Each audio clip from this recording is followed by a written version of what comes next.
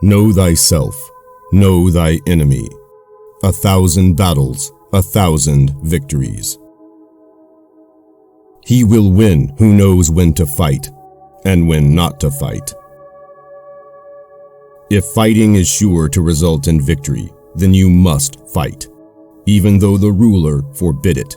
If fighting will not result in victory, then you must not fight, even at the ruler's bidding. There is no instance of a nation benefiting from prolonged warfare. The supreme art of war is to subdue the enemy without fighting.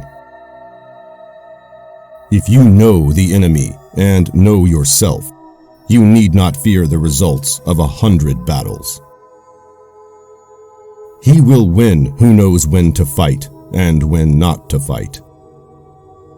Pretend inferiority and encourage his arrogance.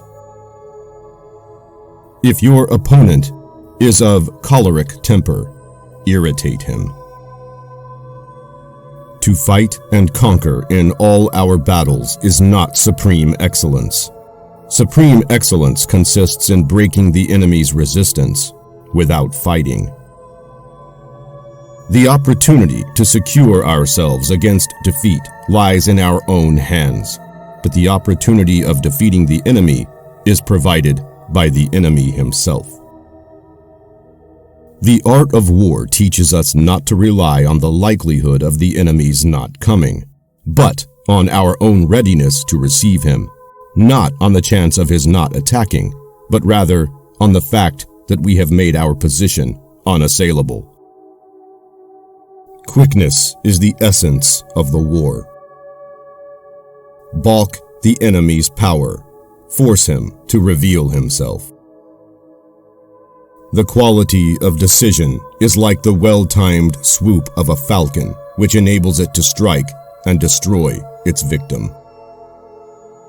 The general who advances without coveting fame and retreats without fearing disgrace,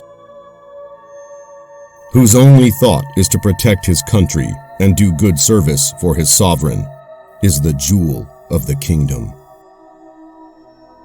He will win whose army is animated by the same spirit throughout all its rank.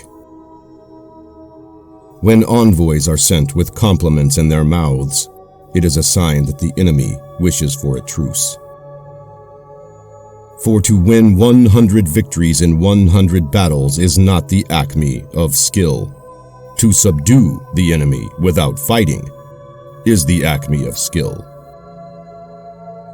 There has never been a protracted war from which a country has benefited. The good fighters of old first put themselves beyond the possibility of defeat, and then waited for an opportunity of defeating the enemy. If our soldiers are not overburdened with money, it is not because they have a distaste for riches. If their lives are not unduly long, it is not because they are disinclined to longevity. Now the reason for the enlightened prince and the wise general conquer the enemy whenever they move, and their achievements surpass those of ordinary men, is foreknowledge. Hence, that general is skillful in attack, whose opponent does not know what to defend, and he is skillful in defense, whose opponent does not know what to attack. Victorious warriors win first, and then go to war, while defeated warriors go to war first, and then seek to win. Invincibility lies in the defense, the possibility of victory in the attack. If victory is sure to result in victory, then you must fight, even though the ruler forbid it. If fighting will not result in victory, then you must not fight, even at the ruler's bidding. All men can see these tactics whereby I conquer, but what none can see is the strategy out of which victory is evolved. Know your enemy and know yourself, and you can fight 100 battles without disaster. Regard your soldiers as your children, and they will follow you into the deepest valleys. Look on them as your own beloved sons, and they will stand by you, even unto death. He who is prudent and lies in wait for an enemy who is not, will be victorious. The general who wins the battle makes many calculations in his temple before the battle is fought. The general who loses makes but few calculations beforehand. If you are far from the enemy, make him believe you are near. A good commander is benevolent and unconcerned with fame. One of the best ways to take revenge is to forgive. The enlightened ruler is heedful, and the good general full of caution. To see victory only when it is within the ken of the common herd is not the acme of excellence. Supreme excellence consists in breaking the enemy's resistance without fighting. Secret operations are essential in war.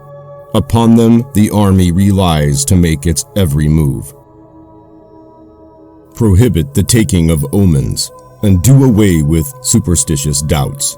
Then, until death itself comes, no calamity need be feared. If ignorant both of your enemy and yourself, you are certain to be in peril. Victory usually goes to the army who has better trained officers and men. The art of war is of vital importance to the state. It is a matter of life and death, a road either to safety or to ruin. Hence, it is a subject of inquiry which can on no account be neglected. It is only the enlightened ruler and the wise general who will use the highest intelligence of the army for the purposes of spying, and thereby they achieve great results. For them to perceive the advantage of defeating the enemy, they must also have their rewards. If we know that our own men are in a condition to attack, but are unaware that the enemy is not open to attack, we have gone only halfway towards victory.